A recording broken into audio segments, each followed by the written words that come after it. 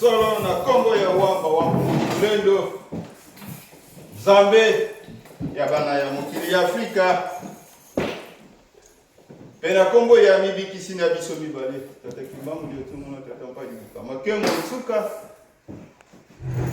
elongo na banjulu na biso solo matondo pe botondi mingi na bango bakonzi na biso ya likolo na ndenge oyo bazali kobatela biso wamba mpungutulendo azali kopesa biso bomoi azali kobatela biso azali kosunga biso ndena yango tika ete wamba azalo komo na kiti na ye kibokonzi kuna na mboka kikango mboka ya petwa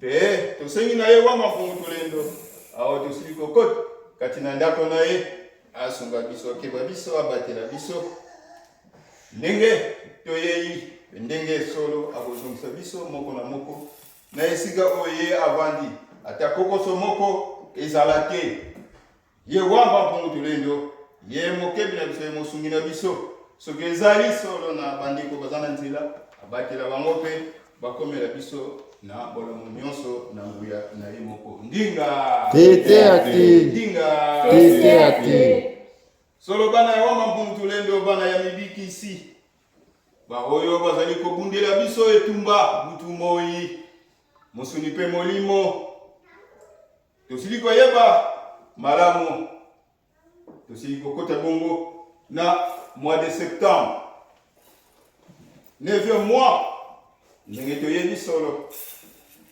rempad nzela pulusu ya moyo nzela oyo bamibikisi batikeli biso pe bilaka pe makambusi ya ndenge na ndenge ndinga tete ate yengwana toyebi sanza na sanza pona biso balandi ya nzela pulusu ya moyo oyo etikili biso mibikisi po ete tokoma pene na bango po ete tokoma pe wamba zali esolo lelo est tombé juste 7 septembre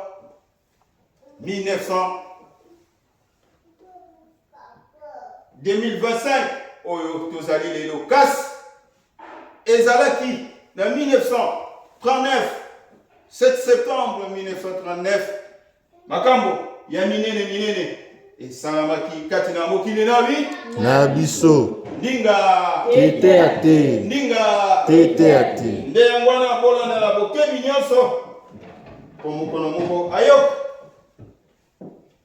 makambo nini esalemaki papampai makambo nini yatakisaki liboso ya banguna oyo bakitaki kati na mokili na biso oyo biso tobengisaki nano te kasi bango bakitaki na mokili na biso na makani na bango ya mabe ya bosata ndinga ndinga nde ya mwana 7 septembre nde papa mpadi esolo akotela manango ya wamba mpungu tolendo mpona koreimplante kotonga lisusu na mbala ya mibale lingomba na biso moko ya bana ya mokili ya Afrika mpe kotalisa biso nzela ya malamu oyo esengeli tolanda po ete tozwa lobiko ya seko na seko pamba te na kotala malamu tobungaki nzela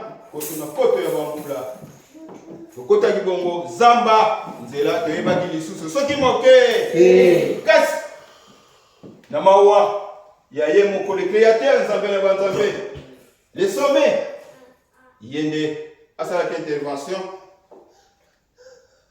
ata isiki na wamba mpungu tulendo ete non bato na yo basali mbeba te moyen na koma bango ezali kaka osala rassemblement okita kuna na se esolo otelimisa bongo batindami to bamibikisi po batalisa likambo nali po babunda etumba mpe bakoka kobengana mongu na ndinga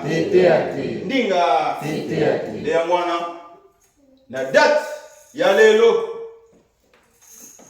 papa mpadi atelamaki kaka se kotelama nsima ya kodémissionne na l'armée d'Israël epai wapi ye azalaki na manso azalaki na bomengo nyonso azalaki kolia malamu azalaki kolala malamu azalaki kolata malamu manso ezalaki malamu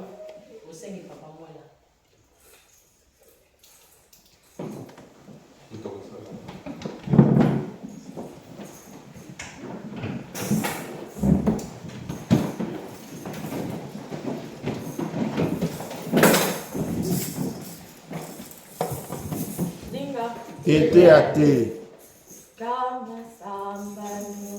nzambivu moyo wa este katwaza yako wamba wa mpungu katwaza yako mokondo kwa mvulu siye vongodi kese mulala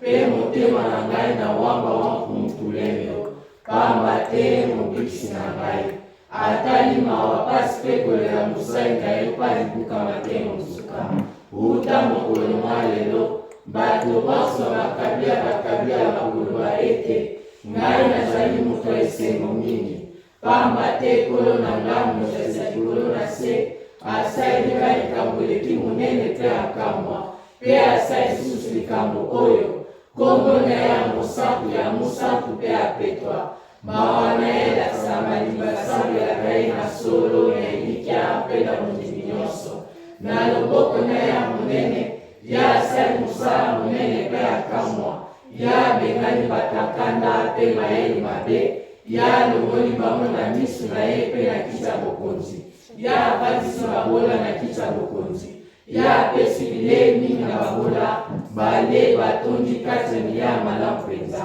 kasi na bato mosolo mayele mabe ya abengani bango bateye maboko na maboko kasi na mosali na ye abatelaka mibeko mpe mwasi ezali kati na mibeko sika wamba ata lisusu mawa na ye apesi ekimia na elonga lokola alobaka na bakoko na biso ya yango na koko nzala mpanda mpe na koki te ekina mpete na mikomo na bino ekobisa libota ya monene mpe ya mapamboli sika mawa mpe bolimbisi na ye emonene na papa mpadi bukamake mosuka ye mwana tataki mambo ya tumwa ange moko desek yako sasa kubikisa biso Ndinga tete ate Ndinga tete ate Ndinga tete ate Bato mandinga tete ate bato mandinga tete ate voilà ndenge tosukoloba papa Mpadi ntango ya kodémissionner na l'armée d'Isali na mitindo ya nzambe na biso moko wamba Wampungutulendo na mitindo ya mobikisi na biso ya yambo babaki bangu dia tungunwa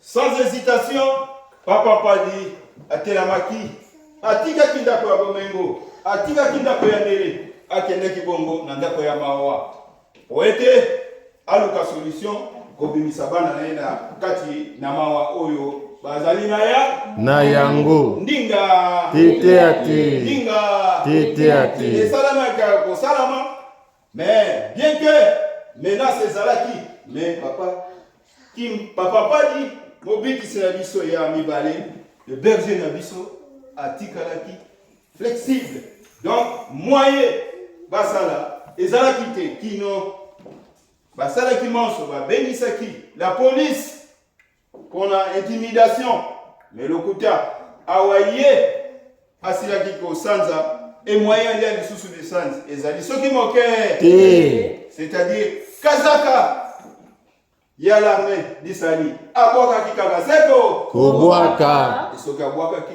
amonaki ete kazaka oyo ezali kazaka ya Satan kazaka ya satana ezali na ntina moko soki moke kino abalansaki yango na miso ya le premier oyo azalaki to mokonzi ya l'armée d'Isali oyo abengamaki na nkombo ya Major Beke abwakilaki ye kazaka na ye donc etombaki malamu le jour même azalaki présent na rassemblement oyo esalamaki na mateya oyo esalamaki nzoka nde papa Mpadi azali kobeta missile azali kobeta missile ndinga tete ate ndinga tete ate devant 5000 personnes non ayokaki songo soki moke te pamba te azalaki entouré na bato ya likolo ndinga tete ate ndinga tete ate kino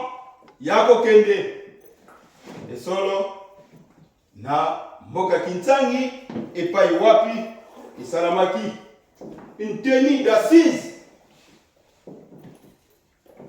epona koluka solution komona bakonzi ya l'État à l'époque les colons mpona kotalisa likambo nali likambo ndinga tete ate ndinga tete ate voilà papa Mpadi ye akoprésede mwasi na ye mama Nyanga le 2 septembre pamba te mpona kokitisa solo mitema ya bainvité nyonso bazali kozela ye bana na ye moko bazali kozela ye bautaki bipai na bipai mpona koyoka esango ya lobiko ya bana ya mokili ya Afrika ndinga tete ate ndinga tete ate donc voilà mama Nyanga akendaki na le 2 septembre akomaki wana okisa yango mitema na sens spirituel et na sens du respect pamba te délégation mobimba eyelaki ye kuna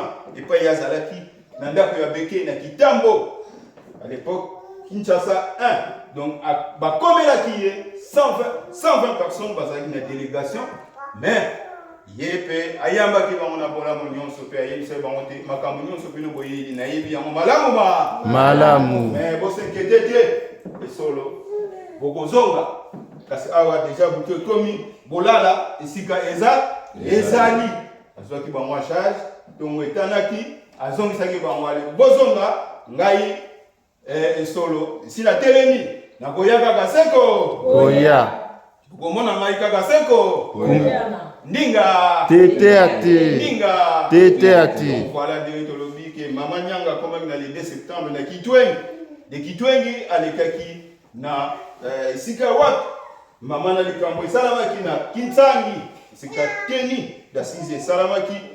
Donc, entre le 6 et le 7 septembre, en maté, rédaction, il y a Memo et Salamaki. Dans le 6 septembre, le soir, en même temps, on va pas de Tiema Kolonaï. Na Kinsan, et sur le Mosala et Bandaï Kagaseko. Kobanda. Ninga. Tétéate. Ninga. Tétéate. Donc, Bakalaka Babimaki. Donc, des intellectuels, la Télamaki, qu'on a corrigé. Mukanda Oyo. On va intellectuel, on va utagi na potote. Kakabana na bisomo. Moko. Enge ya bete kitolo. Ete bana na biso. Bakotela makanga zeko. Kotelema. Wete babu misamoki na bango ya Afrika. Agere ni kambo na bango bango Moko. Elelo, tozali ko gere ko gere te. Na nguya ya wamba wapungo. Tulendo. Ninga. Tétéate. Ninga. Tétéate. Donc voilà.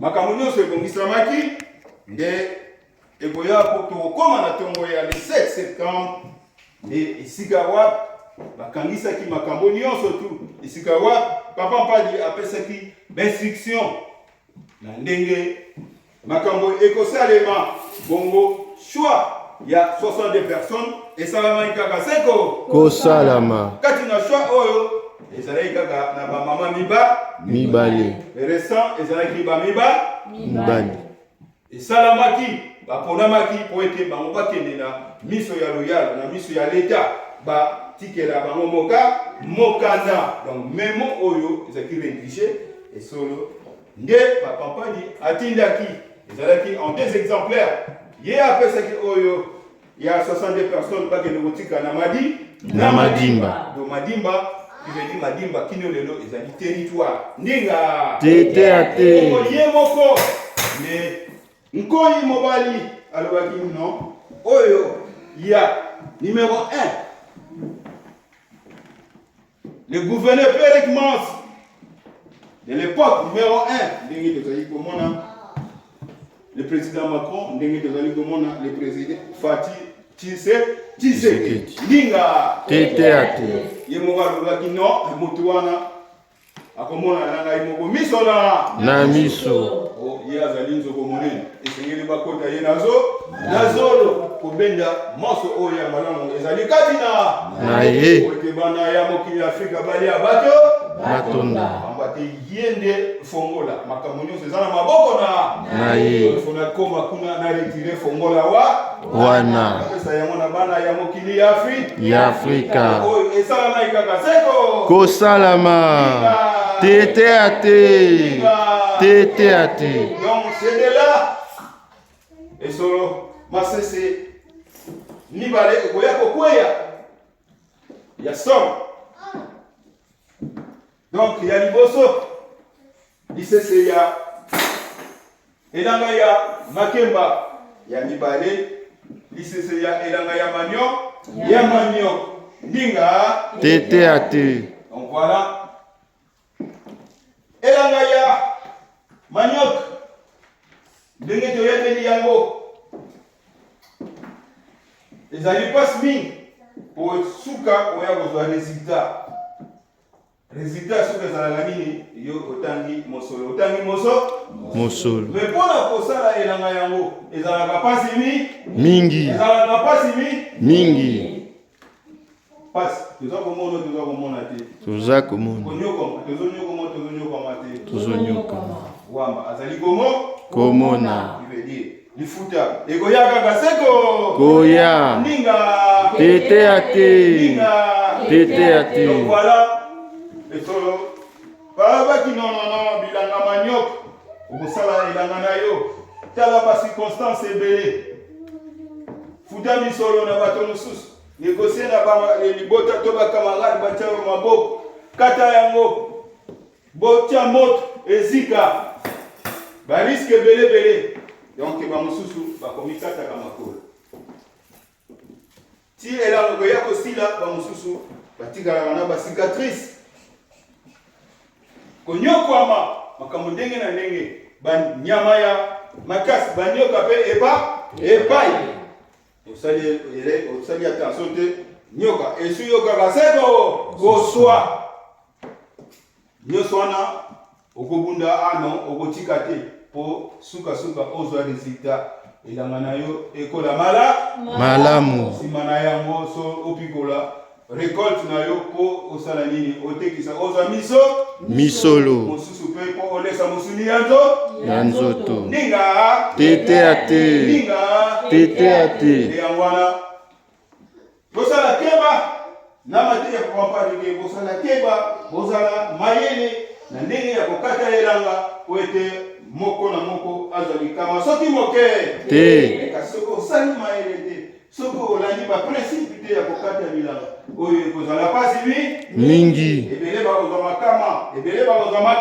makama ninga tete ate kasi na lisese ya mibale elanga ya makemba apampai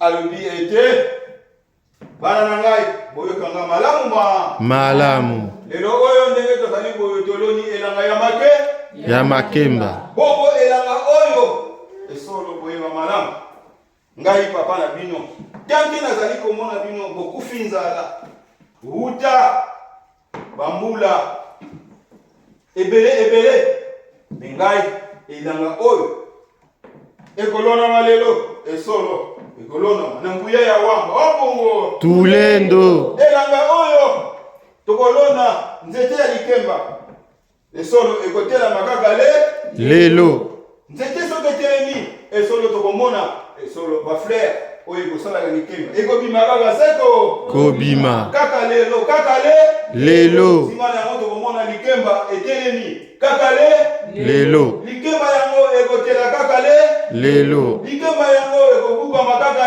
lelo likemba yango ekokende kaka na nzungu lelo likemba yango ekobela kaka lelo likemba yango ekomata kaka na mesa lelo likemba yango tokolia yango kaka lelo tete ate donc voilà chose faite maintenant likambo oyo ndenge alobaki esalama kaka seko kosalama bongo ndimbola na yango esalaki bongo donc les 62 candidats choisis oyo base batelamaki po bakende na madimba sans faille bakendaki kaka seko kokende bongo ye moko le patriarche mpe azwaki nzela na nguya wamba amataki capitale Léopoldville actuelle Kinshasa ndinga tete ate oyo esalamaki kaka seko kosalama na le 7 septembre 1939 bongo awa bako telama solo les 62 personnes bongo esolo molato balataki mosusu te molato ya basatana te kasi molato ya wamba wabongo tulendo nyonso balataki molato ya kaki ndenge boyei lelo ezali malamu mingi na baoyo baza na yango te esengeli solo bazala na molato yango pamba te oyo ezali molato ya protection makasi ntango tolati yango esolo ezali ko évangéliser bipai nyonso tokoleka ntango tolati yango ezali ko protéger biso bipai nyonso tokoleka tomona yango kaka na teni oyo na mpepo toza koya tokomi na Addis Abeba donc pib esalamaki couple moko nde eyekolanda biso ambala moko ayeko pesa biso mbote na esengo nyonso tozalaki biso mibale na mama na Addis Abeba tosala escale tozokopema mama wana yoka aya na esengo makasi ete moto nalukaka ye bandi koluka ye utaka kala qui veut dire amonaki déjà ayokaki déjà amonaki na bavideo ndenge papa secrétaire asalaka mosala na ye nde abaki no moto naza na ntina na ye esenge nga mone kaka miso na miso ndinga tete ate voilà ntina ya teni na biso Donc ezali na différence makasi na bateni nyonso ya mokili. Voilà, donc 62 personnes bazwa nzela po bakende na madimba esolo bakendeki pamba te bantonaki bongo loyembo ya makasi bantonaki loyembo bongo mama atila biso loyembo ngo esolo sima tokoba na mateya na biso Atokatika tete ate dinge tete ate tena masolo na mtira wana wa mulo timo mona pirandanga manungane wa mulo timo mona pirandanga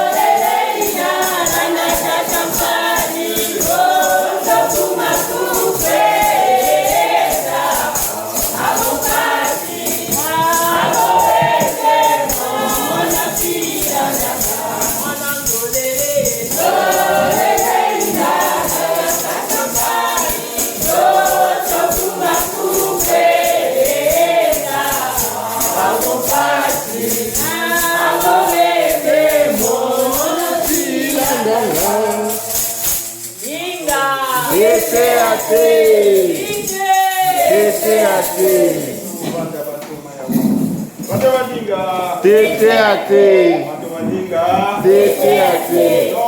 Voilà, c'est la chanson qui avait accompagné la vaccination. Oui, que ça ne marque pas, il n'y a pas papa du Bukamakengo. Nsuka. Les gens s'étonnent. Makambo, ils ont ndege. Nini. Kokene na bakuna na madimba, kuna ceci, cela, et puis vraiment, territoire, kuna devant mon compte. Jean Paquet, ils ont gambo monnaie.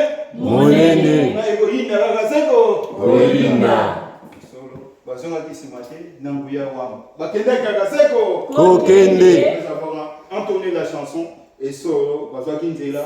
Bakenda kakaseko. Kokende. Kino, bazwa kinzela. Batambolaki, batiki kinzangi, bakiti kitwe. Bongo na bongo, bakei, bakipak, ndengwana. Kipako après bakoma kibongo na boka tombo et solo boka tombo ezalaki déjà na ba entreprise boka tombo même kino lelo soko komi wana okomona kaka ba trace ya bandako oyo etikala okomona kaka miso na miso parce que ezalaki déjà na Huilerie ezalaki wana il y a un certain colon belge. Bazalaki pe kosala ba savon bongo na bongo parce que omoni ba déchet ya ndila et solo ekosala ka savon ekosala ka makambo ebele ndinga tete ate lelo yo esoki okomi wana ezali pasi na mawakole koleka bana po batosite basimbi mitindo oyo epesani na wamba wampongolendo soki moke wamba te ezalaki bango babete bazwa relève na nguya ya wamba wapongo tulendo mais ntango bozokozwa relève même ntango ndenge bakendeki na madini baprincipe epesamaki kaka seko kopesama ete ifo bokenda bolekisa ngonga ya milité donc bino devoir faut ça à tout prix 11h45 bon débarquer le bureau il y a Jean Paquet Oyo Azaleki administrateur de l'époque il y a territoire Yamadimba voulu ou pas il faut beaucoup ngonga wana mais soki boko ici mibeko ya mokonzi mibeko ya wam oyo simanango ya nani paso pasite pasi kolela to kolela te kolela esiline koya mama moko mokili koyelinga ite oluka Dinga. tete ate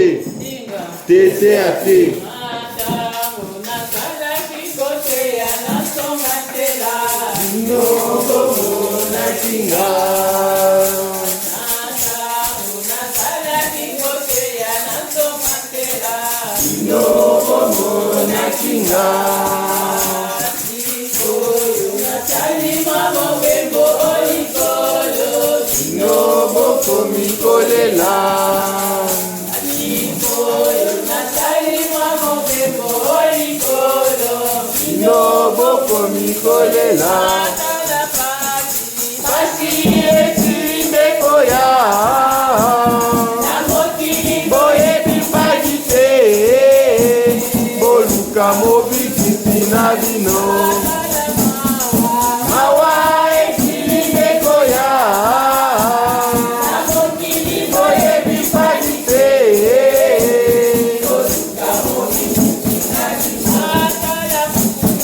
kupa ekilinde koya boyebi pasi te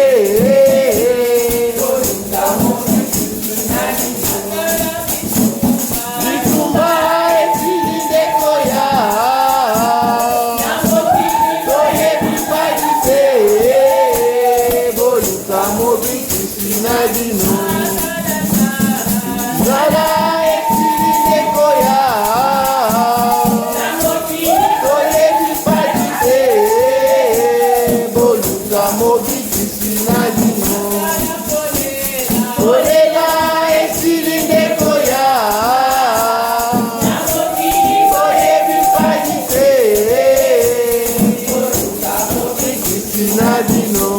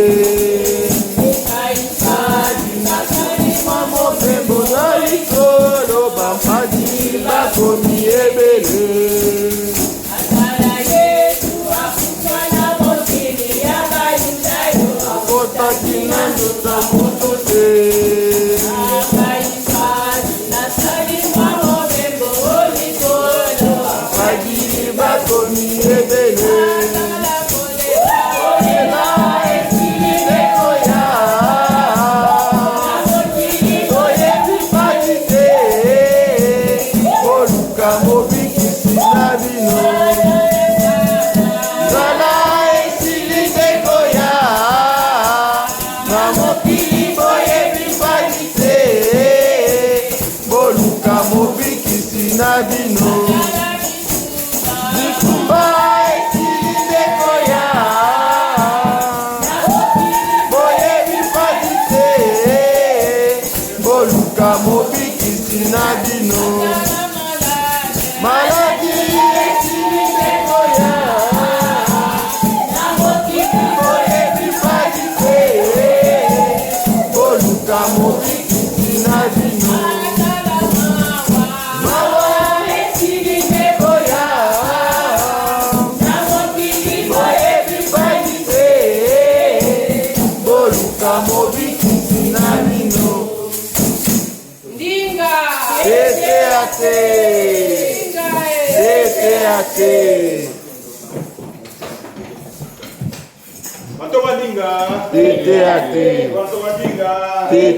Voilà, bien que papa dit va comme belé, bien que bâtiment va comme belé, mais solution nickel. Solution nickel. Passe n'a pas? passe. Et le donna est à chaque fois. Oh, diaspora, t'es d'accord? T'es d'accord? Oui. Diaspora peut azana pas problème na. Dinga. Dinga. Donc tout ça c'est à base, il y a non-entente. Boyokani ezali. Ma principe epesami na mibiki tozako ressusciter yango. Soki moke. Et ngwana to monique passe comme ebe. Tozaki ne bikia. Tozala na papa badi sekola. Mais d'un coup batali kolo ba maman. Basilike na ba? Non. Nous sommes d'accord. Pour yo pe oza maman oboti bisonio. Maintenant yoza kuna oza kotaji sabango. On monte ba montela. Benzela batamona bana on a mibeko na ya. Bango batango bayingo tosa mibeko. Soki moke. Non, pas disons. Comme ça kuna ba luka ba solution na ba bango. Bango nyonso bazali ko vunginika. Angai mpadi, ngai kimbango, ngai mbadi. Mais total nzela kuta bolekela ezali mawama wate linga donc voilà équipe il y a 62 personnes va débarquer na madimba na territoire na retard nyonso donc en retard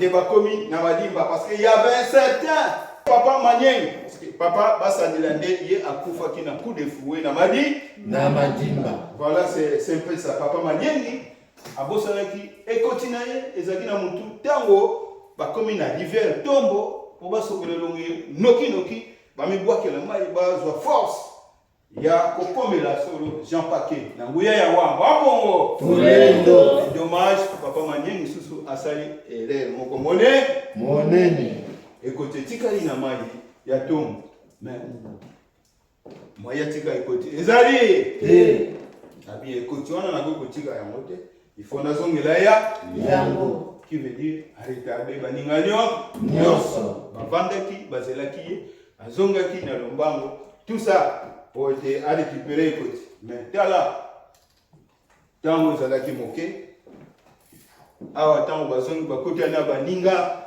po babeta makolo wana po bakoma kuna mais bien que wamba zalaki na bango mais lokola kaka mbebe salambaki epesaki pasi mingi akeko koma non déjà l'administrateur monsieur Jean Paquet ngonga kolia ekokaki bakendaki kolia na bango nde awa bakomi solo bakuti kaka garde ezalaki wana basoda non voilà tozie na mokanda il faut te pesa epai ya monsieur l'administrateur mokanda oyo yende mutu fatanga yango ninga boye na mokanda bon likambo te bozwa bisika bovanda mokonzi ake kolia bozela ye akoyaka kaseko soki ya ye nde bopesa ye mokanda na ye biso moye tosimba yango ezali biso kaka mosala na biso kokengela mosala na biso kokengela voilà c'est un peu ça donc bazelaki po ete mokonzi akoma azonga na repo na ye akendaki awa ye akoya kozonga esolo nde esika wapi pasi ikoya kokota ndinga tete ate ndinga tete ate donc po bakoma nano omoni kaka tenia kaki obalata même lelo soki tosaka yango biso nyonso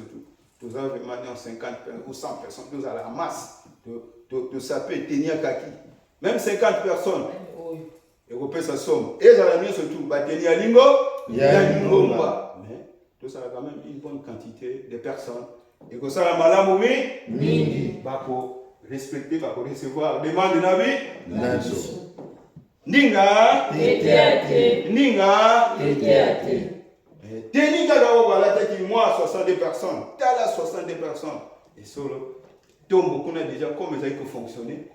Il y avait M. Gilles Valenquer, si je me trompe, Gilles Valenquer, hier à la société NATO. Tout le monde a mis son art. Tant que tout le monde a adoré la maille, il faut que la bateau. Bazangi Misala. Bazangi Misala. Compagnie Ambila, et Koufika Baron. Et go, ça m'a rembellé, tout. Nini, Kozanga, Kosima Mibé. Bongo, et sur le temps, on va commis na national, la bifurcation Kikulukuta, national na Matad, Kinshasa, tous en ont pega Moko. Bongo tango ba komi, ba telemi mokewana, et solo. Il y avait un monsieur Gilles Valenquer, Azomi na Madimba Bok et Negolia. Azoya, nde tamba moni équipe Oyo. Et ça l'a gué son momi, donc à Trembla qui Makas, Azomi Noki. A commis liboso ya Bantoma Mbalamoko a informé batu ya force publique donc les soldats oyo bazana madi na madimba abi to sala keba donc photos ala vraiment positionné na ndinga malam pambate na monique batu Hitler ba koti nambo na mboka et solo makambe komi minene donc photo bonga photo ala près Nabitumba. Tous à la près Nabitumba. Donc voilà.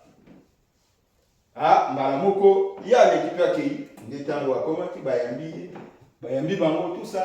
Nandenge, Jean-Paquet Azongaki. Ah, Malamoko continue au bureau. Bon, la soda. Bah, Yébissa Bino, mon conja continue. Yébissa, mon conja Bino. Ça va. Yébissa Bango, Baya, Namokanda Yambo. Donc, Telama qui met 62 personnes, Telama qui est sur le devant entre bureaux. Donc, c'était prévu donc Nani à Telama, Jean Paquet, parce que la population est à la qui est belle, moi je suis on a bureau, on est à la qui et puis ils allaient qui va désigner qui oh non leader il y a groupe T, tous étaient des leaders. Dinga, on va t'étendre mon paquet, Jean Paquet a tenu. Bon. Namoni Mokanda, mais qui est le leader? Mon chef, il y a groupe. Azaliwa? Chef, il y a groupe. Il y a groupe. Les 62 personnes. Vous allez solo, leader. Dinga! Dinga! Ah, ça, d'accord. Bon, Tangi Mokanda. Donc, Tangi Mokanda. Malamoko. Monique non, aux alliés, réclamation, il y a indépendance, réclamation, il y a indépendance. Qui non, déclencheur qui solo, torture, Bitumba, Makas, donc, ma torture qui va, Tomanabi, Nabiso, Yamonde, la torture wana, au Bango, bêta, yeke non, ba, non, posez la torture, la bonne réponse non. Torture Malamoko, pour Gozonga Lisusu, pour Banga Libela. Ah, sur les champs, Papa Moko, Papa Bassadila, dans un petit coup de fouet, solo, et me maquillé, Naniwa. Ninga, alors, donc, courrier, c'est là qui se déploie. Gouverneur Pierre Kimans de l'époque, gouverneur Pierre Kimans. Numéro 1 du pays. Donc, Yemoko Bapampadi, Azoki Nzela, na Bonzambe nae, Kino, à travers ça qui banzela, Ndenge na Ndenge, Pe, Akomaika, Koma na Kinshasa. Ninga, Poete, Akene Kotika, Mukanda. Kino, Bayamba Kiye, mais, kuyamba oyo esolo résultat ezaki pasi mingi ndinga Tete. ndinga Tete. bongo papa mpai ntango yakomi ekomaki solo ngonga na ye po akota apesa esolo mokanda epai ya gouverneur Pierre Mans azwaki mokanda pe esolo bapemisaki mwa moke le patriarche de façon que le gouverneur atanga mokanda pe a analyser yango ayeba eyano nini ya bobe akopesa epai ya papa Mpadi. ndinga Tete. ndinga Tete. nosolo tokotanga na lombango penza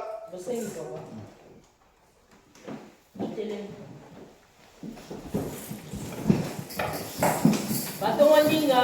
Tete. Batomandinga. Tete. Ngoyemba nzembo oyo batomana biso ntango bakomaki na madiba. Elelo oyo esalamaki na batomwana na biso. Bapapa, bamama, mpe oyo basilaki kozoka kokufa bazalaki.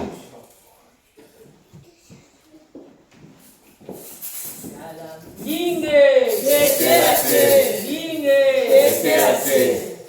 mpila kyali kyakala kwa majimba, bantu bandombe mubakangama, nakotolongo bangeti bakafimbo, batata beto bato batamila mpati, basizazini tumweni mutia ikwafalama, zintumwa zikizafwila mugoro kobyafalama, tukamukina ebagute jiboba, sagambeto makini faika, tukamukina ebugute jiboba, sindiamuzao katuzeiko. Kimbangu Ndufila nkenda utuloloka Mambuma wamba kafilila mutando Tetima mpamba Voma keleka mpasi Pasi za zingi tumbweni mutia Ikwa falama Zintumwa zingi za fila mubolo Kwa falama tukamukina ebubutwe jibova mansanga meso makini faika tukamukina ebubutwe jibova sindiamuzau katuzeiko motata simoni kimbangu utufila nkenda utuloloka mambuma wama kafilila mutando yetima pamba voma keleka pasi za zingi tumweni musia ikwa falama zintumwa zingi zafwila mubolo kwa falama mukamukina ebubutwe jibova mansanga meto makini faika tukamukina ebubutwe jibova zindiamuzau katuzeiko ndinga Tete. ndinge Tete. batoma ndinga Tete. batoma ndinga Tete. donc voilà oyoki wana boyembo ya ntina monene na ndenge oyo bantoma na biso banyokwamaki bakangamaki batindamaki na bakamp ndenge na ndenge en priorité na mai ndombe baoshwe babefale belingo basankusu bongo na bongo donc bantoma na biso esolo batindamaki na bakamwana imagine bato bauti sikoyo na bakongo eza na bazamba minene te mena bamemi bango kuna babwaki bango na bazamba na ba différents kilomètres ezalaki pasi mingi il faut mon condition. Donc, que ce soit alimentaire, sanitaire, les alaki facile. Les amwana au moins bambuka. Il y a des gens qui déplorer parce qu'il n'y a pas de wambo. Ninga. Donc, les calvaires de Mbadi, extrait de Busso, où ils allaient tirer la carte la page 19. Donc, la limboli quand même, la lingalane, tout le temps rapidement, na le poteau. De la tenue des assises de Kinsangi. La tenue des assises de Kinsangi dans le Congo central regroupait 9 952 personnes venues de 156 villages sous la direction de Mbadi avec au programme un ordre du jour portant 2 points essentiels, notamment la rédaction de son premier manifeste intitulé Révélation mère, résumé en 24 points divisés en 3 grands titres. Ndinga. Le choix de 62 membres, dont 2 femmes, après qu'ils aient été vaccinés ou inculqués du message sacré contenu dans ce deux paraboles relatives à la culture des bananiers et celle dit manioc avec tous les dangers ou risques inattendus qu'elle comporte. Cette délégation devait se rendre et arriver à Madimba avant 11h45 pour le dépôt du courrier destiné à l'administrateur territorial Jean Paquet. Ndinga, tandis que la copie destinée au gouverneur général Pierre Rickmans lui a été remise par Mpadi lui-même à Léopold de Ville. Ndinga, donc 62 personnes vont être destinées pour l'administration du territoire, mais c'est Jean Paquet. Mais Oyo Etali Ndinga Lobaki, Oyo courrier, il y a mémo. Il y a gouverneur, il y a non, il fallait monana, motona, à côté, il y a malamona, zolona, ninga, ninga. Donc c'était fait en même date, le 7 septembre 1939. De la rédaction et du dépôt du manifeste. Mémorandum de la mission des Noirs M1, entre parenthèses, actuellement REMPAD, adressé à l'autorité coloniale du Congo belge. Excellence, messieurs, nous sous-signons 9 952 membres effectifs, tous les ressortissants des 156 villages des différentes stations locales de Boma, Kassangoulou, Kibambi, Léopoldville, Madimba, Tisville, Angola et Brazzaville. Ndinga. Réunis ce 7 septembre 1939 en Assemblée générale extraordinaire, avons l'honneur de venir vous soumettre pour compétence le présent mémorandum de notre association sans but lucratif dénommée Mission des Noirs, en sigle MN, avec prière de le transmettre aux autres autorités coloniales du Congo belge à Léopoldville. Ndinga.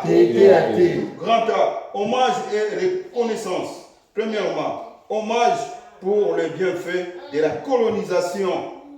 Nous rendons un vibrant hommage au gouvernement belge sur tout ce qu'il nous a apporté comme aide en matière de développement de notre cher pays qui, jadis, était totalement dans les ténèbres et dans la misère sous toutes ses formes. Ndinga. Premièrement, dès votre arrivée, notre pays est entré dans la civilisation occidentale tout en écartant de tous nos actes anarchiques, barbares et séparatistes tentants. Ndinga. Deuxièmement, autorité, vous avez ouvert le chemin aux Occidentaux, hommes d'affaires qui nous ont apporté des habits de toutes sortes pour nous vêtir à volonté, des parfums, des savons pour nettoyer notre corps et du sel pour assaisonner nos aliments. Ndinga. Troisièmement, avant votre arrivée, Boulamatari, nous n'avions pas d'idée de doter notre cher pays de grandes routes et de villes modernes, mais aujourd'hui, c'est vous qui venez apporter cette lumière civilisatrice. Ndinga. Quatrièmement, honneur à vous, Boulamatari, car vous avez apporté des médicaments pour guérir nos différents maux. Cinquièmement, sous votre règne, nous avions déjà appris divers métiers tels que la couture, la dactylographie et beaucoup d'autres instruments que nous ignorions. Ndinga.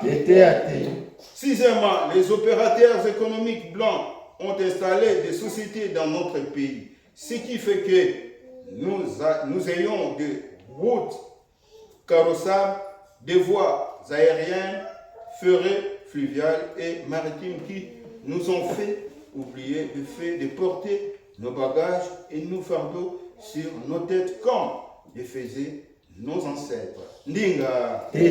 Septièmement, nous vous remercions très fort, profondément pour les instructeurs occidentaux que vous avez amenés de l'Europe pour venir nous apprendre les différents métiers qui nous donnent accès au travail et diminuent le chômage au pays. Huitièmement, une fois encore, honneur à vous pour avoir éclairé notre cher Congo qui n'avait que des chantiers forestiers couverts de rosée chaque matin.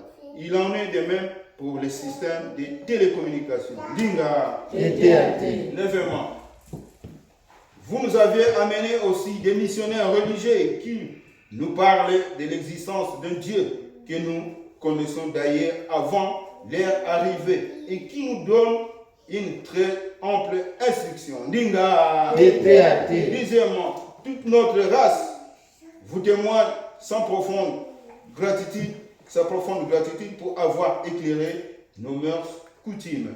Dinga. Onzièmement, nous sommes très heureux de la réciprocité de nos amours et attachements. Douzièmement, en outre, nous n'avons jamais refusé de prêter main forte aux missionnaires caprosales, qui signifie catholiques, protestants et salitistes, pour la construction de leur temple ou pour tout autre travail. Ndinga. Treizièmement, mais nous ne pouvons jamais nous unir à eux pour la prière, ou tout au moins, nous ne pouvons jamais accepter d'entrer dans leur temple. Voilà, treizièmement, je répète encore, mais nous ne pouvons jamais nous unir à eux pour la prière, ou tout au moins, nous ne pouvons jamais accepter d'entrer dans leur temple. Strictement interdit. Strictement interdit. Dinga. Quatorzièmement, en plus de cela, nous vous demandons de nous fournir des enseignants capables et qualifiés pour nos enfants afin qu'ils reçoivent une parfaite formation intellectuelle pour l'avenir de notre chère patrie. Dinga. Quinzièmement, car Dieu, le Créateur, est venu nous annoncer que ces missionnaires sont venus nous tromper en disant qu'il n'y a qu'un seul sauveur pour tout le monde, pendant que chaque race a reçu du Tout-Puissant sa propre bénédiction divine et chaque race a ses propres manifestations divines qui doivent la racheter du mal pour le salut éternel. Dinga. Dinga. Voilà, vous voyez qui malamu, ouais, ça le poteau, le poteau, mais ça non. Donc, l'hôpital, jamais, vous s'en entendez. Alors que déjà, quand il y a un abino, il y a des gens. D'ailleurs, l'extrait Léopold explique très bien que les Africains, par exemple, en Zambie là-bas,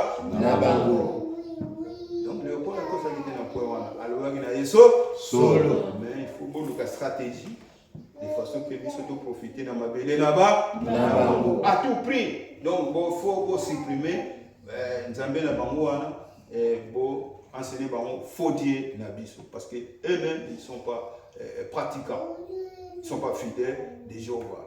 Donc ils sont fidèles des Satanas. Des Satanas. Qui veut dire qu'ils sont partis nous enseigner un faudier. Nous devons révolter à tout prix pour aider tout le monde entier. Nabiso, il y a l'oubli pour payer à bon moyen. Yaseko. Dinga. Point 2. Reconnaissance, obéissance et obligation. 16e, en reconnaissance de toute cette civilisation, nous avons pour devoir une grande obéissance à votre égard. Vos volontés sont toujours accomplies par nous. 17e.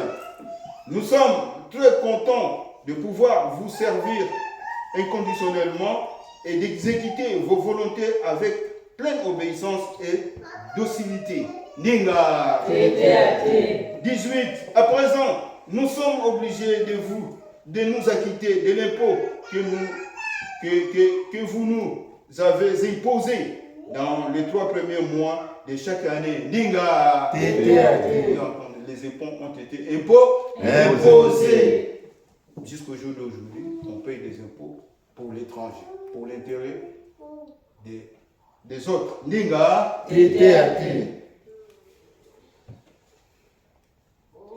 19e, Boulamatari, point 19.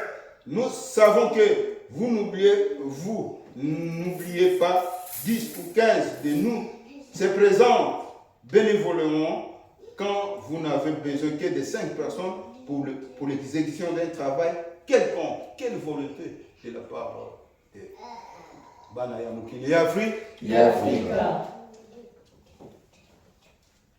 Point 20. Aujourd'hui, nous avons une requête à vous présenter avec espoir d'une suite favorable. Ninga. 3. Doléance 21.21. En effet, chère autorité, vous savez bien que 21.1. Les habitants du monde asiatique suivent la doctrine de Dieu Tout-Puissant à tracer à leurs représentants Iswara.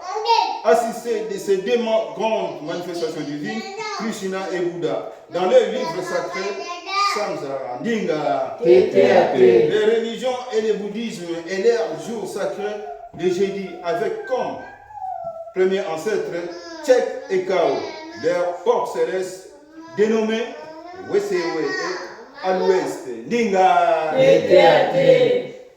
21.2. Ceux du monde arabe appelés mahométans ou musulmans ne plus pas Jésus-Christ.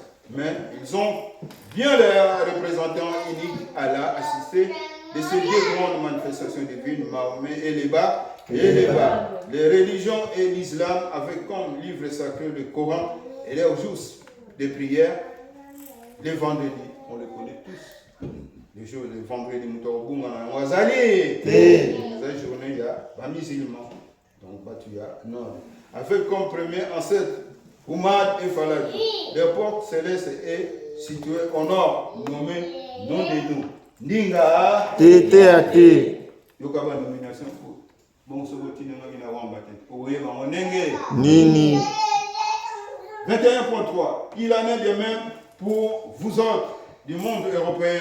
Vous avez aussi votre représentant Jéhovah, assisté de ces 2 grandes manifestations divines, Moïse et Jésus, avec comme livre sacré la Bible de votre religion du judaïsme. Vos premiers ancêtres sont Melech et Sédek, et pour jour sacré, les sabbats, entre parenthèses, samedi. Votre porte céleste est aussi nommée ci-dessus. Ndinga. Awa tout le monde a.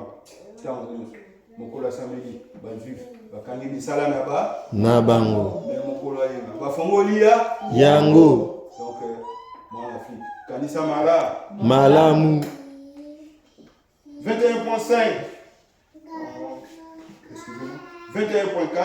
En instar de toutes ces races, nos administrés, nous demandons l'autorisation de réimplanter notre religion ancestrale des Africains, la liberté totale de la célébration du culte propre aux Africains, ainsi que l'autorisation de bâtir des Kinlongo, entre parenthèses, temple pour notre propre religion. Dinga. 21.5. Notre livre sacré est le Temokia. Kia Kwanza. Entre parenthèses, la lumière du monde. Avec comme jour de prière les mercredis. Et nous avons comme premier ancêtre Nzalampanda et Gitelekina Kinambo au lieu d'Adam et Ève qui n'existent pas. Qui signifie tout simplement en hébreu homme et femme. Notre porte céleste est à l'est, là où s'élève le soleil au nom des décédés. Ndinga. 21. 22. À vous donc, notre chef, de nous faire savoir notre consentement. Dans le cas contraire, nous vous demandons de nous accorder une autorisation payante sous forme de patente que nous aurons bien le soin de payer chaque année en vue de soutenir notre foi selon la nouvelle révélation qui nous est adressée de la part de notre représentant Wambongo, Tulendo, le Dieu de nos ancêtres, assisté de deux grandes manifestations divines, Simon Kimbangu et Simon Piompadi. Donc authentiquement, Kimbangu de Tunua et Padi Kamakengo, Nsuka, Dinga, Teteate. Point 23. Veuillez noter aussi que nous ne sommes pas bénéficiaires des biens de ce monde et nous suivrons nos deux grandes manifestations divines pour les servir. Dinga. Teteate. Voilà. Papa Padi, misala na ye, ekosala na banana. Nae. Nous avons besoin de que soki bambongo ndenge nini donc tina bambongo wana biso toyebi Te. mais libiki singa biso bayebi malamu ma Malamu. yango na balobi ke NON donc tozali babénéficiaire ya misolo ya bapaya soki moke Te. donc tozela kaka o aide ya bapaya osongolo mpaka non nous-mêmes sommes capables tosala makambo na ndenge na biso Moko. pamba te nyonso wamba mpumulendo asile ikopesa biso ya Yango. bongo sikoli oso ozoni ngolela kaka ya mopaya so obimina mandia o mandia Manjo. ndinga Teteate. ndinga Teteate. car notre Dieu est venu parmi nous. Il nous a donné nos deux sauveurs pour la bénédiction de l'homme Africain. Kokita. On a repensé ça et il y a un malade, on a banana. Nae. Nde tomoni. Atiaki bilengo. Banebix, batelemi kaka seko. Kotelema. Kotema banebix, nangoye na yemoko. Balakisi biso nze. Nzela. Dinga. Teteate. Dinga. Teteate. Et nous ne voulons plus être assujettis spirituellement par les étrangers, mais nous voulons plutôt la liberté totale de l'âme.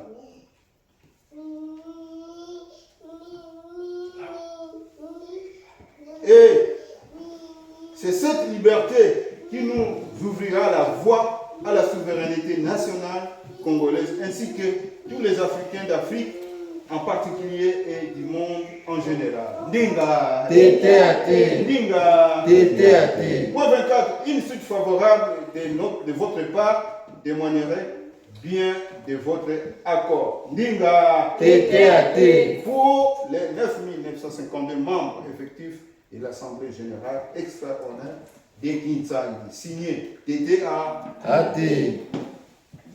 Tu vois, même au Bikisien, il ne se vante pas que Ngaï pas, mais devant gouverner prioriquement à l'édition.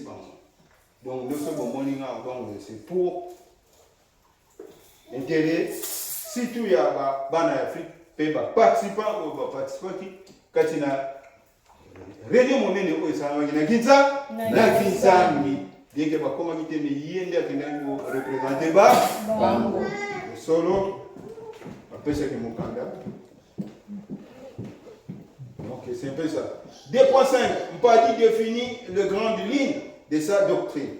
Dès son avènement à la tête de la REMPAD en 1939, Simon Pierre Mpadi s'efforça d'organiser sa religion. Dinga. Teteate. Ce fut au cours des conseils des sages albandataires, entre parenthèses, et des grands rassemblements tenus à Kilembo qu'il a défini pour la période du 8 au 13 septembre 1939 sa doctrine selon les grandes lignes telles que présentées ci-dessous. Premièrement, l'empadisme, c'est la parole sacrée de notre Dieu Wambongo, destinée aux Africains pour leur propre salut. Deuxièmement, la religion padiste, ainsi que les REMPAD, est la véritable voie du salut et de la vie éternelle destinée aux Africains tels que Tout-Puissant l'a tracé avec le canal de nos deux grandes manifestations divines ou sauveurs, à savoir Kimbamudia Tumuno, Empadi Bukamakengo. Nsuka. Second sauveur des Africains, à l'instar de Krishna et Bouddha pour les Asiatiques, Mahomet et les Bas pour les Arabes, Moïse et Jésus pour les Européens. Dinga.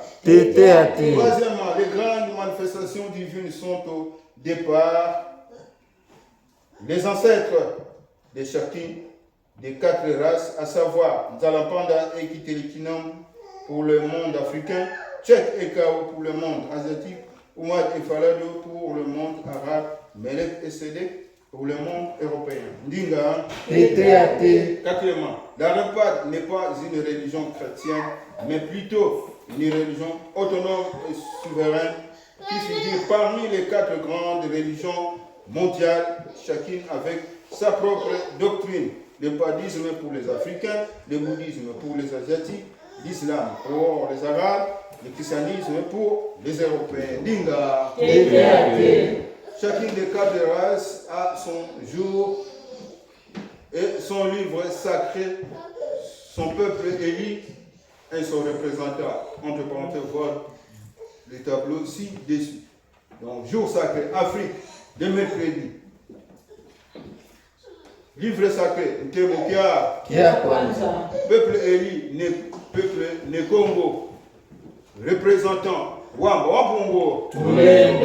Pour Asie, leur jour sacré c'est le jeudi, leur livre c'est Samsara, peuple éli c'est chinois, leur représentant c'est Isoire.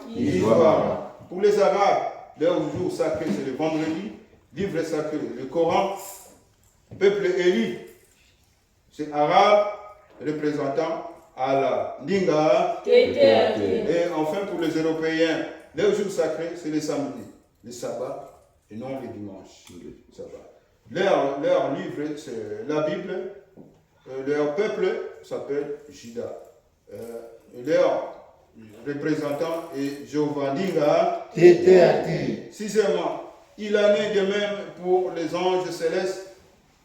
La bénédiction, la culture, entre parenthèses, is et coutume, entre parenthèses, l'enfer, le paradis et la porte céleste d'entrée.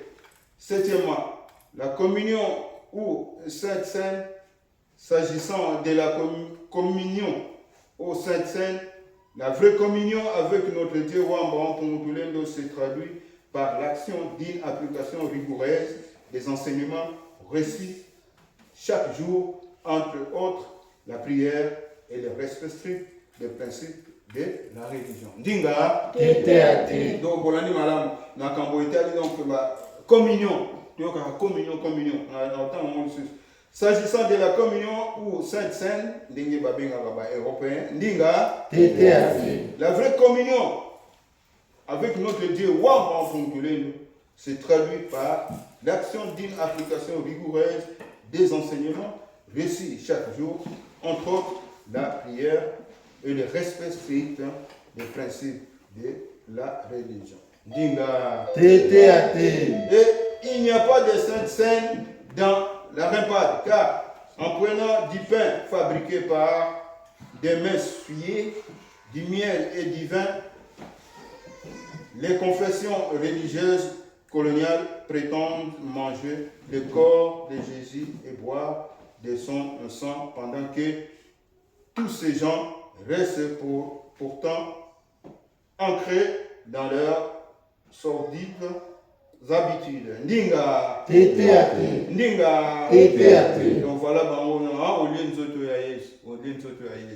donc voilà, bon. Il faut Jésus, on va enseigner. On ne sait pas comment. Mais biso, jamais tout le monde a c'est Nabi. Jamais. Bah, il dit biso 4, tous à Makas. Namabo, Peto Simba, Mibe Komala, mais Oya Bango, Bondo Kina Bango, ils allaient commander la Missona. Oya, vous allez courir, Badam Frère, c'est ma capacité de vie. Maman là, on a ben c'est ça, tu as qui m'a montré que là, dans Namibé, ce que mes bébés ont été moyens mobiles, là, tu as les allées. Ndinga. Oui, qui parle de Bélige ou Mbungulu. La Rempad considère les récits de cet événement comme un père qui est en train de prodiguer des sages conseils à son fils pour le remettre sur la bonne voie à suivre sous peine d'être sanctionné. Ninga. Donc, délige, ma caméra surtout. Et si on veut que ça, on se prépare pour te dire que bon moule et Ekoya. Soya. Yango. D'ailleurs, tout ce que tu as dit, bon moule c'est pendant que Na yango. donc, il faut m'attendre un pourcentage. Il faut m'attendre. Qui est comme 100% peut-être tout le monde a pas encore ibabi. Moto épée. Comme on dit ici, l'oba qui n'a pas. Et comme on dit, beaucoup de monde a oublié pour yoga ouambate pour yoga bébé qui s'est dit non.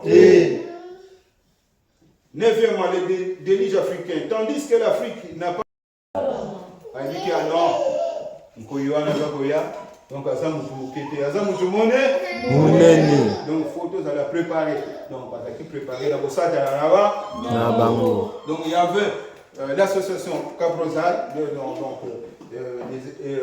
les étatiques, et puis il y a Mangomba.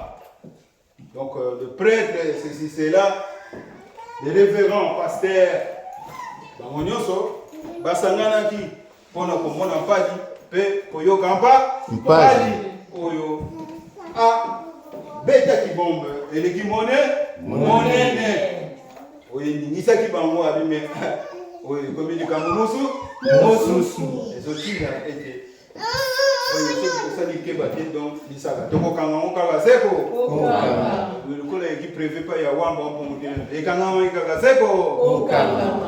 voilà, on va voir qui c'est là. Ah, commis donc bien installé, 88 candidats. Tous des Européens. Donc, papa Mpaï, africain, Azalaï Kagayemo, Yemoko. Donc, le tribunal de Salamaki, juge président, lui-même, le gouverneur l'immense, ministère public,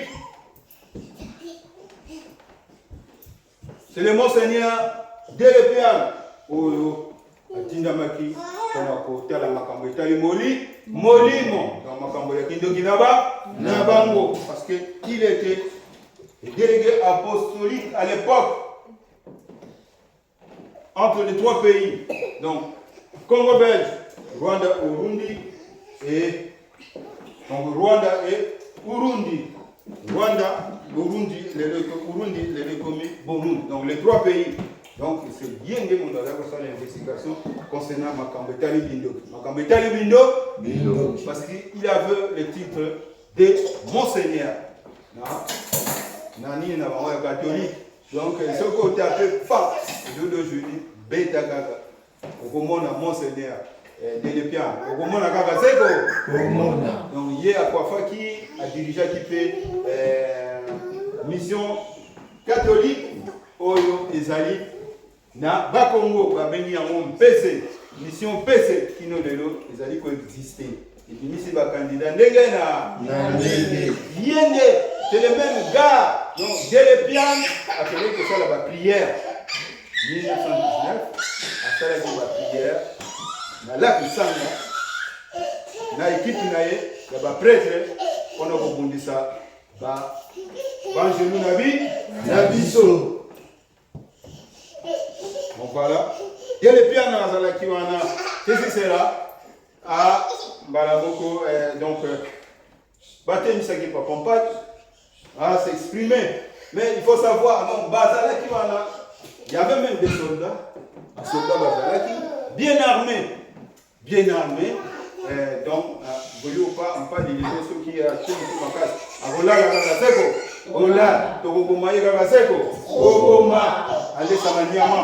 Ndenge tuliaka nyama ya tatana ndinga ndinga. Donc voilà, c'est mon programme déjà, il y a qui va dire avant même papa. Mais, le là, ils ont même pas dit à Kayete.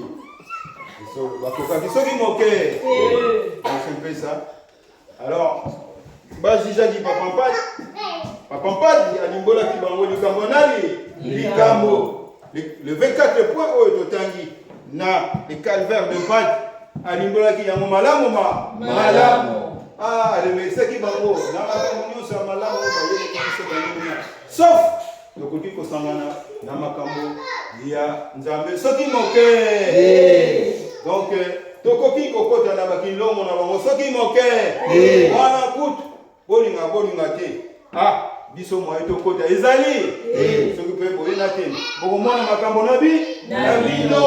Donc c'était ça point vraiment très important ya kosimba jamais to kota na bakilo na biso.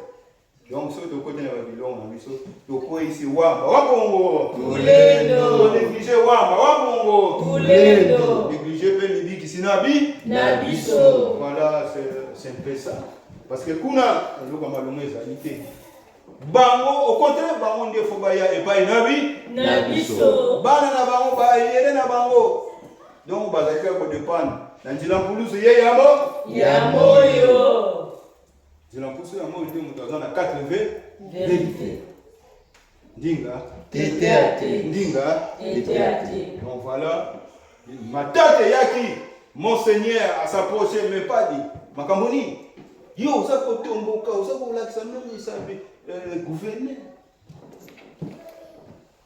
ayebisi likambo en tout cas soki boboyeli ngai boyeli kosinye mokanda na nga na sambela nzambe esambelaki bakoka na biso wanga mpungulendo en tout cas ngai na bino tokoyokana soki moke.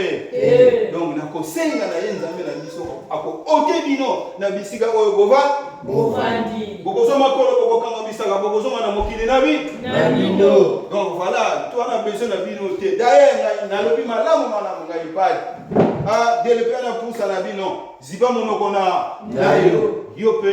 Donc ndingo zamana pareil parce que déjà mokonzi na yo apesi ngai kanda koleka donc na yebisie soka sinité nzambe na ngai eso ote bango 4 bakozwa 3 heures pas plus bakokite mboka oyo. Alors yo pe de le plan olingo loba na ngai nini.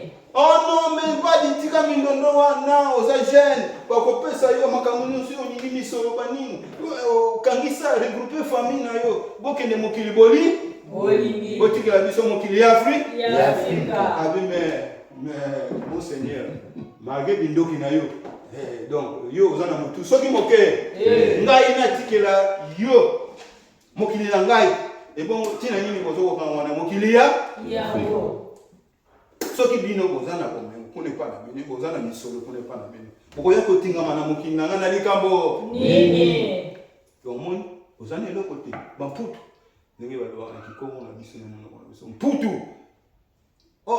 ngele kumputu ti baloba ngele kumputu bakoko na biso bayebaki déjà que ces gens ils ont rien bozana eloko moko te.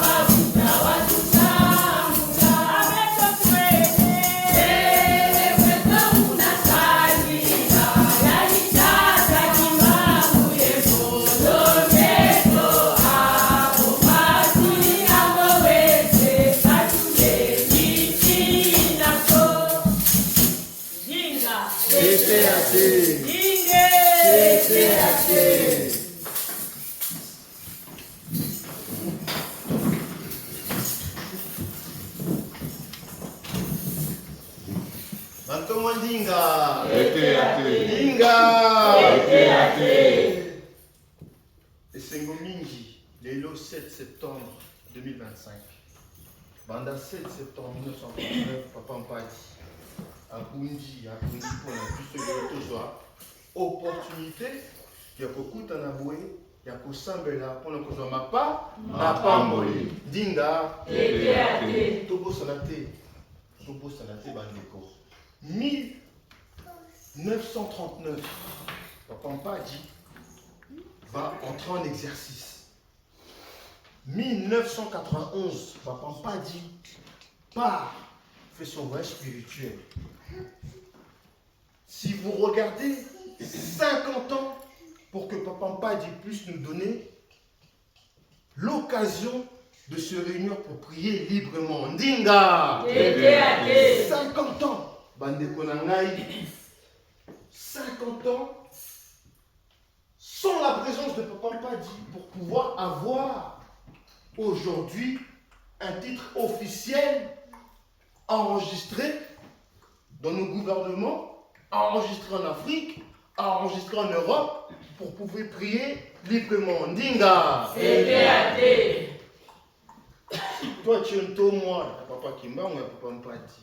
Si toi tu es moi, il y a Wamba Wamfungutulendo, et que tu ne te rends pas compte du travail que le Sauveur, le temps qu'ils ont mis pour qu'on aboutisse aujourd'hui à cette liberté, il faut que ta conscience revienne rapidement. Ndinga. Depuis, nous avons bien entendu. Lokakiango malam, début à Matéya. Baloba qui bien. 62 personnes au Bakendaki. Bakendaki kuna na Madimba. Papa Mpadi kuna na hôtel de ville à Kinshasa. À l'époque, Léopoldville. Bakendaki na tenu ya kaki. Ndinga. Bakendaki a tenu ya kaki. Beaucoup ont eu peur, ils ont cru que c'était l'armée de Hitler, des Allemands. Ndinga. Parce que ça représente une tenue militaire. Mais savez-vous pourquoi on portait cette tenue de kaki? Savez-vous ce que représente la couleur kaki? Ndinga. Et voilà. Il faut que biso batomwa to inga koye ba détail. Ndinga. Est-ce que vous savez? Est-ce que toyebi nanyala takaka kaki? En permanence, Ndinga. Esaïe, Mfumu, Esther, Ndinga.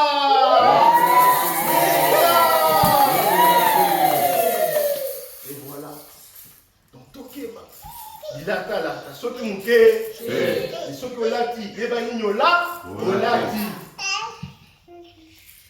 Na lelo, bisobon sotoye. Tout ça y est fort. Attention qui nous a qui na activité il fallait ça. Attache tout, il fallait même moi la activité naé ou ya loisir. Au tient son pembeni, oui ma pamboli. Lélo le 7 septembre 2025. Oyo nyosa koti ala kilongo azui ma pamboli naé ndinga.